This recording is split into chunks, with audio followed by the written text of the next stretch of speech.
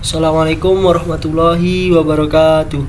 Perkenalkan, nama saya Ahmadul Isnayain. Saya merupakan salah satu mahasiswa dari Universitas Islam Negeri Sultan Syarif Kasim Riau, Fakultas Tarbiyah dan Keguruan, Program Studi Pendidikan Geografi, dengan NIM saya 1221 1311 122. Nah, tujuan pembuatan video saya di sini adalah untuk memenuhi tugas ujian akhir semester mata kuliah penginderaan jauh. Nah, di sini saya akan membagikan tutorial atau sedikit atau menjelaskan tentang bagaimana cara kita untuk melakukan klasifikasi terbimbing. Nah, kemarin sudah saya jelaskan tentang bagaimana kita mengunduh citra satelit, kemudian kita lakukan stacking, kemudian kita lakukan komposit, dan setelah itu yang terakhir kita lakukan cropping. Nah, setelah kita lakukan cropping tersebut, maka kita harus melakukan klasifikasi terbimbing supaya nanti data yang tersebut dapat kita olah kembali, bisa kita olah.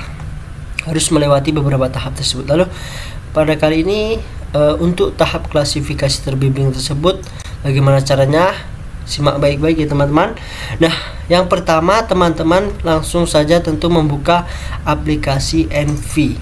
Nah, di sini Envy yang saya gunakan seperti biasa adalah Envy versi klasik. Nah, di sini di bagian file teman-teman bisa menambahkan open image file. Nah, kita tambahkan citra yang sudah kita cropping kemarin. Nah, di sini saya sudah cropping yang berukurannya 19.000 ini ya teman-teman. Kemudian 19.000 KB, sekitar 19.000 KB. Kemudian saya open. Nah, kenampakannya seperti ini ya teman-teman.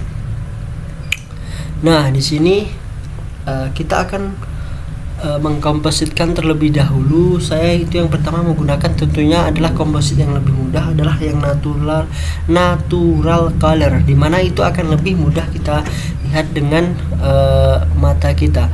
Nah, untuk natural color tersebut seperti biasa kita kompositkan dari band 2, band 3, band 4, band 3 dan band 2 maksud saya, maaf. Kemudian kita load RGB. Nah, seperti ini kenampakannya. Nah, saya sedikit menjelaskan tentang 3 bagian yang berada di layar laptop saya di sini.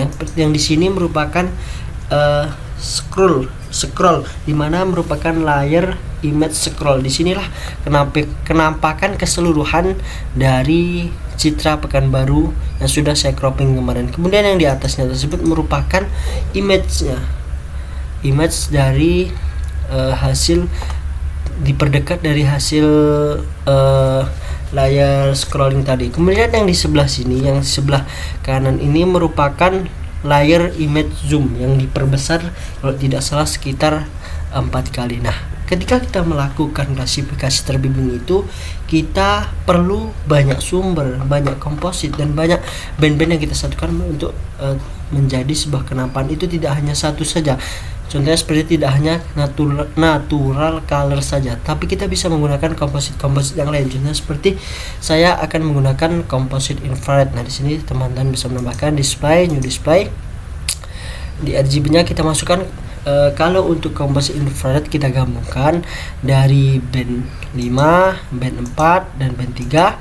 Kemudian kita load RGB. Nah, seperti ini kenampakannya teman-teman. Nah, nantinya inilah yang akan kita gunakan untuk klasifikasi terbimbing. Kenapa? Karena mungkin kalau di sini kita lebih kesulitan yang mana membedakan batasan-batasannya. Nah, kalau kita gunakan infrared ini, kita lebih mudah untuk mengetahui yang mana pemukimannya, batasan pemukiman, batasan sungai dan lain sebagainya. Nah, contohnya di wilayah, misalnya perbedaannya di wilayah sini. Nah, di sini kan terdapat seperti agak sedikit hitam. Nah, agak sedikit hitam ini apakah rawa, apakah perkebunan, apakah lahan kosong? Nah, ini tidak tahu. Nah, makanya saya gunakan komposit inframerah. Jadi ini wilayah apa, itu menjadi lebih sedikit jelas. Nah, seperti ini.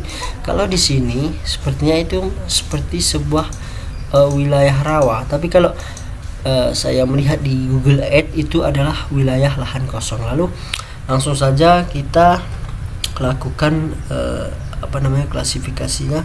Yang pertama adalah kita membuat ROI, dimana kita akan membuat sampel yang akan dijadikan acuan untuk klasifikasi terbimbing tersebut. Nah, bagaimana caranya? Caranya yang pertama adalah kita klik tool pada hasil cropping ini inframerahnya, karena saya akan menggunakan yang composite inframerahnya. Kita klik tools, kemudian kita klik region of interest, kemudian kita klik ROI tool. Nah, di sini akan nampak tabel-tabelnya. Nah, di sini di window-nya ini ada dari image berarti kan dari sini yang layar yang paling lebar, kemudian scroll itu di sini di image scroll ini yang menampilkan seluruh keseluruhan, kemudian di zoom ini yang bagian sini. Nah, kali ini saya akan menggunakan yang bagian zoom karena lebih mudah, karena lebih dekat. Nah, kemudian kita pilih ROI tipenya. Di sini ada polygon, polyline, dan point. Nah, polygon tersebut merupakan tipe yang paling mudah karena kita akan membentuk suatu bentuk. Nah, di polygon ini akan merupakan gabungan dari garis dan titik, akan membentuk suatu bentuk, dan itu lebih mudah dan lebih cepat. Tetapi ada kekurangannya, teman-teman. Kekurangannya apa? Ketika nanti kita membuat sebuah polygon, terkadang ada bagian-bagian pixel yang berbeda dari polygon tersebut. Nah, itu susah kita gunakan polygon, tapi tidak masalah karena di sini saya mencontohkan kalau kita ingin menggunakan secara tepat. Kemudian kalau polyline ini dengan garis, dan bisa gunakan misalnya di bagian jalan atau lain sebagainya. Kemudian di point. Nah, point ini merupakan yang paling hasilnya nanti yang paling maksimal, tetapi prosesnya itu memerlukan ketelitian, ketelatenan, dan waktu yang lama. Di sini saya akan menggunakan polygon ya, teman-teman. Nah, oke, langsung saja. Di sini saya akan melihat berbagai kenampakannya. Nah, di sini saya langsung tertuju ke wilayah waduk. Ini sepertinya seperti wilayah waduk ya, teman-teman. Seperti wilayah waduk, langsung saja kita mulai pengambilan datanya dari sini. Nah, kita klik di sini. Nah, ini seperti sebuah waduk. Nah, kita tulis di ROI name-nya ini. Yang pertama adalah waduk ya, teman-teman. Waduk. Nah, kita klik enter. Oke. Nah, di sini warnanya teman-teman bisa memilih. Di sini saya akan mempergunakan misalnya warna blue, warna biru. Itu warnanya terserah sesuai dengan selera teman-teman. Nah, kemudian di sini kan sudah saya arahkan di tempat waduknya itu. Di sini teman-teman bisa membuat di bagian zoomnya, karena saya akan mengeditnya di bagian zoomnya. Teman-teman di sini saya perlihatkan di bagian zoomnya ini. Di sini ada tombol kurang dan ada tombol tambah. Untuk tombol tambah tersebut untuk zoom in lebih jelas lagi, lebih dekat lagi. Kemudian ada tombol kurangnya tersebut untuk lebih jauh lagi. Nah, di sini saya akan membuat polygon di dalamnya sini ya, teman-teman. Klik kiri, tahan, tarik. Nah, di sini ada garis biru. Nah, jika sudah terhubung polygonnya, kita klik kanan 2 kali. Nah, nanti akan nampak warna biru di sebelah sini ya. Nah, misalnya kita dekatkan lagi, ini kita zoom lagi, kita buat polygon lagi. Nah, polygonnya tersebut tidak boleh mengenai daerah yang salah. Nah, ini terserah teman-teman tandai polygonnya seperti apa. Dan jangan lupa kita klik kanan. Nah, seperti ini. Nah, di sini bisa teman-teman lihat waduk berwarna blue biru, kemudian pixelnya 184. Karena kita menggunakan sekitar 10 band, maka 10 dikali 11 itu adalah 110, maka minimal pixelnya tersebut adalah 110 pixel. Jika kurang, maka kita harus mencari misalnya di waduk yang lain atau di bagian sebelah sini supaya pixelnya tersebut cukup menjadi 110. Nah, itu untuk bagian pixelnya. Ada 2 polygon dari 184 polygon. Kemudian yang kedua, misalnya kita ingin menambah lagi, kan dalam kita mengklasifikasikan nggak mungkin kan kita cuma satu aspek saja. Misalnya kita pilih yang kedua misalnya kita hutan, teman-teman ya, hutan. Oke, kita klik enter. Nah, hutan misalnya kita kasih warna, terserah teman-teman. Di sini saya kasih warna misalnya warna hijau. Nah, di sini hutan itu biasanya adalah lebih Oke, kita lanjutkan lagi ya teman-teman. Di sini region yang kedua adalah hutan. Region yang kedua adalah hutan. Nah, berwarna hijau. Nah, di sini hutan itu biasanya kan jika kenampakannya itu rapat, maka vegetasinya rapat, itu merupakan salah satu ciri-ciri hutan. Nah, di sini saya tertuju di bagian yang berwarna merah ini. Nah, di sini langsung saja kita buat poligon. Karena kerapatannya itu tinggi, maka otomatis bisa dikatakan itu adalah wilayah hutan. Nah, kita buat poligonnya. Kita klik kanan. Nah, ada warna hijaunya. Nah, sudah 704 pixel. Nah, itu sudah memenuhi. Boleh teman-teman pindah sesuai selera atau cukup sampai segitu saja. Kalau di sini saya lanjutkan kembali.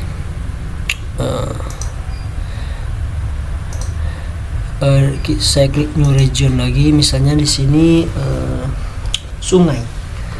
Saya tambahin sungai, misalnya region yang ingin saya lihat. Teman-teman klik saja di sini sungai. Sungai, kita enter.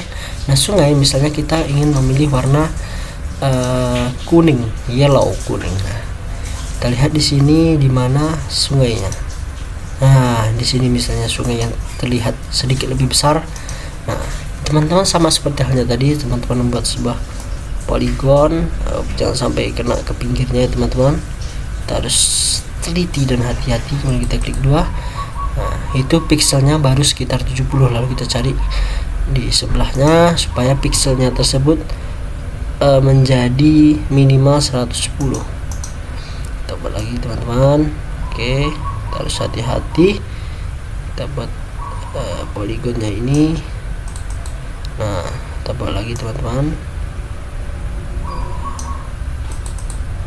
Baru 97. Kita cari tempat yang agak kira-kira lebar ya teman-teman. Nah, di sini misalnya kita buat lagi poligonnya. Oke. Nah, baru 146. Misalnya kita tambah lagi, misalnya teman-teman belum puas. Nah, bisa tambah lagi di sini. Klik. Tambah lagi. Misalnya teman-teman rasa sudah cukup dan yang penting adalah sudah lebih dari 110 pixelnya. Nah, teman-teman bisa misalnya berpindah ke lain lagi. Misalnya di sini menggunakan, misalnya saya menggunakan untuk wilayah permukiman. Nah, karena di sini wilayah permukiman susah kita lihat kalau menggunakan red inframerah tersebut, maka saya ganti kata-katanya menggunakan lahan terbangun ya teman-teman. Lahan terbangun. Nah, kita enter. Nah, di lahan terbangunnya tersebut misalnya kita ingin menggunakan warna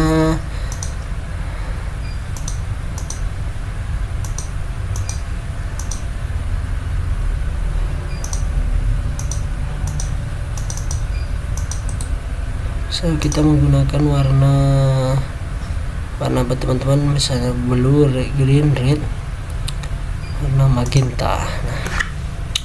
Nah, di lahan terbangun tersebut, nah seperti ini, daerah yang padat penduduknya ini otomatis adalah sebuah lahan terbangun.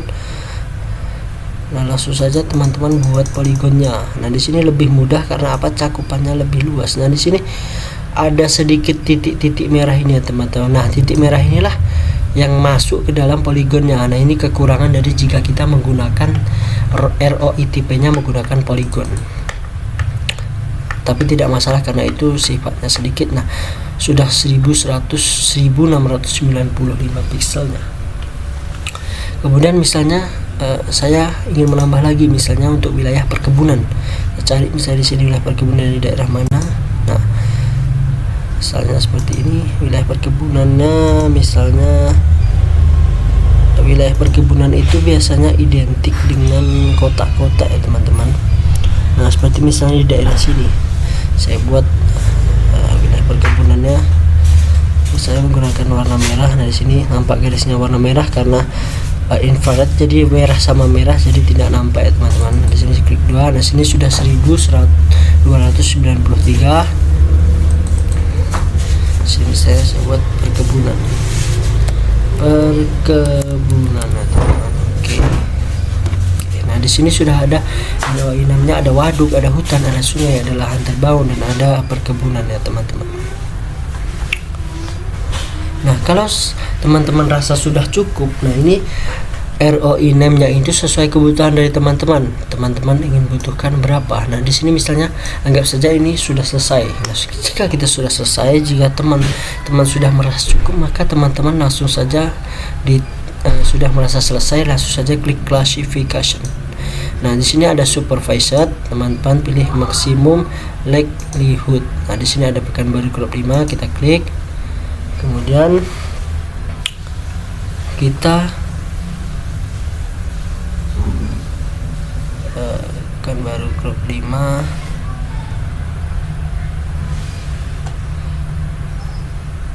oke. Kemudian kita klik select all item. Nah, di sini di choose-nya ini kita nanti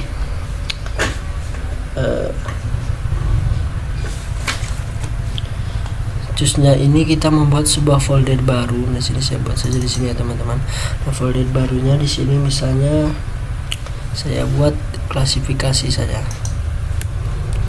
klasifikasi, karena tadi sudah membuat percobaan klasifikasi 2, maka di sini saya buat klasifikasi 3. Kita open kan. Nah,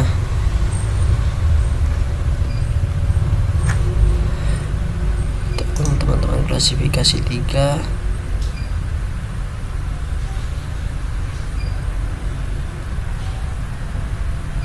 kita buat new foldernya klasifikasi 3. Kemudian kita buka klasifikasinya 3 tersebut. Kemudian di dalamnya kita kasih file name-nya, kita kasih namanya misalnya klasifikasi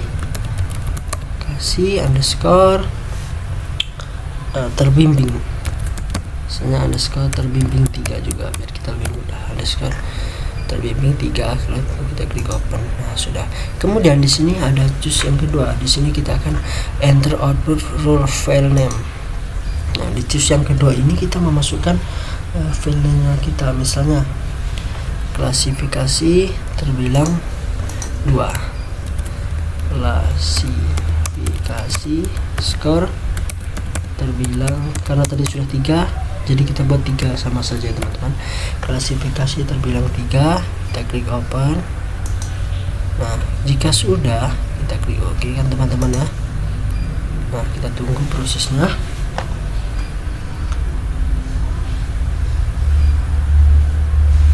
Nah, di sini sudah ada sudah masuk di sini ya teman-teman. Kemudian teman-teman bisa di bagian ini bisa teman-teman klik kanan, kemudian load bantu new display. Nah, di sini hasil dari klasifikasi terbimbing tadi. Nah, kita ingin memastikannya. Nah, kita lihat dulu ya teman-teman, baru kita nanti pastikan. Misalnya di daerah waduk tadi kan saya tandai dengan warna biru. Nah, waduk di sini warnanya biru. Nah, di sini juga warnanya adalah biru. Kemudian misalnya perkebunan ini warna merah. Nah, ini warna merah juga. Jadi otomatis akan terklasifikasi sendiri karena adanya sampelnya tadi. Nah, lalu kita misalnya ingin memastikan apakah itu wilayah waduk atau bukan. Nah, untuk memastikannya kita klik tool di tab di bagian ini make like Pekanbaru Crop citranya tadi. Kemudian kita klik tool, kemudian kita klik link. Nah, kita klik link display. Kita pastikan semuanya sudah yes. Kalau ada yang no, kita yes kan. Kemudian kita klik OK. Nah, di sini bisa teman-teman klik kiri lama di daerah yang ingin teman-teman lihat. Misalnya di sini di waduk berwarna biru, kita klik lama. Nah, itu merupakan waduk seperti yang saya gambarkan pada sampel ROI tadi. Kemudian misalnya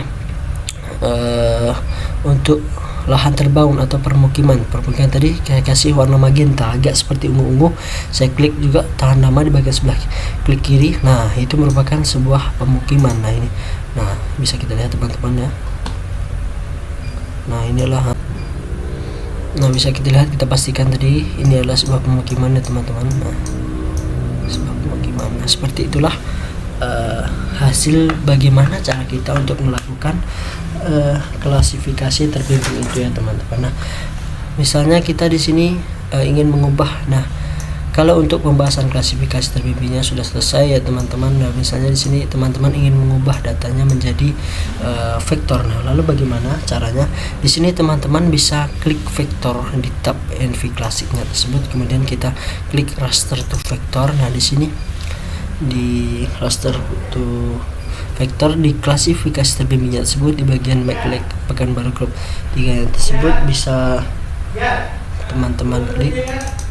Nah, di sini akan muncul waduhku tan sungai lahan perkebunan dan perkebunan. Di sini teman-teman pilih semua. Nah, teman-teman pilih semua, kemudian kita masuk di choose. Nah, di choose sini teman-teman bisa membuat sebuah folder. Misalnya di sini saya kasih nama kelas supervise Pekanbaru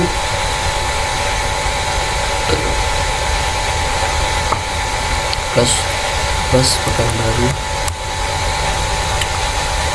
2 kita klik.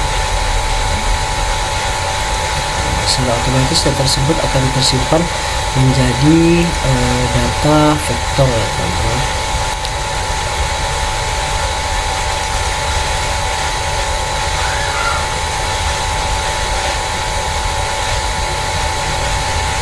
Nah, ini contohnya, misalnya data itunya sudah tersimpan menjadi restore. Tadi sudah saya coba supervise Pekanbaru ke supervise Pekanbaru tadi ya teman-teman.